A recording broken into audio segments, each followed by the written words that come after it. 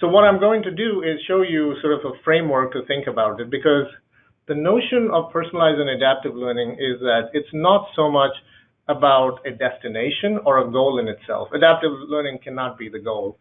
It is a tool, it is a means towards an end, and the end is about trying to support the learning strategy that matters to people. So where do you see the spectrum of learning strategies and learning environments within a workforce context today? I'm going to use this framework a little bit to describe, because I think it's important for us to just spend a little bit of time on it. And this is a continuum.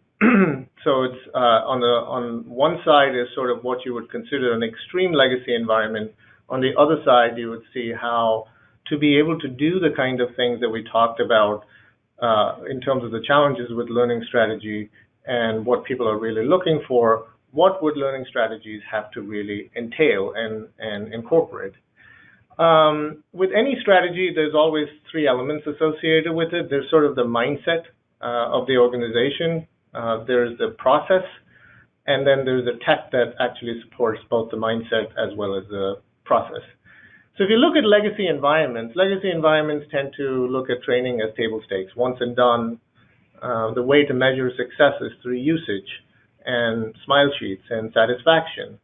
That is not linked to individual performance or any performance for that matter, because the usage of content and the happiness of people in using that content is most important. And primarily because the processes are all tuned towards completion. It's measuring completion, and it's a one-size-fits-all. And therefore, as a result of that, there would be a lot of redundancy, a lot of waste associated with it, which is why people are dissatisfied with understanding why they need to do certain things. Data gets to be collected, but data doesn't get used. And processes were all evolved from classroom stuff. So e-learning is taking a version of classroom training associated with it. And as you can imagine, that typically in today's environment, given the type of the learner and the type of context that we are in, can create a high degree of dissatisfaction for the stakeholders, as well as to be able to question the ROI associated with training. Our goal is then to be able to move to the right-hand side. Now, this is a continuum, so it's not a binary process in terms of you're here or here. It's not flipping a switch, but it's really moving along the continuum. I will give you a couple of examples of how other companies have gone on this and where they decided, to start and where they decided to end. But at the core of it, if adaptive learning and personalized learning is supposed to do its job, then training has to turn into a continuous process, core to an individual, core to a business. And what really gets measured is knowledge. What gets verified is knowledge. And that allows organizations to be able to actually link it to performance. The metric that we saw over there is that the biggest indicator, the strongest indicator is when you're able to link training and learning to be able to individual performance.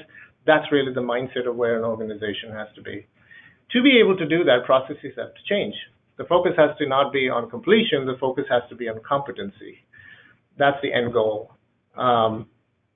Therefore, it has to be individualized and contextualized. And learning has to become optimized and precise. There's a lot of waste in learning. That's why learners don't engage. That's why there's a lot of dissatisfaction. So how do you make learning more precise to be able to get the redundancy and the waste out of the environment, out of it? And data should be used to be able to give answers. A big part of what you see in adaptive learning systems is that there is a lot of data-driven mechanisms, there's a lot of measurement, there's a lot of data being uncovered with it, and that data and measurement should really be used to be able to provide real-time answers for people to be able, and by people I mean learners as well as those stakeholders who support them. And learning should be really everywhere in the flow of work. And that really is the journey for people who are on the adaptive learning that in our experience that we see, that they're moving from the left-hand side somewhere to the right-hand side. So this framework is important. You can probably take a look at it from your own perspective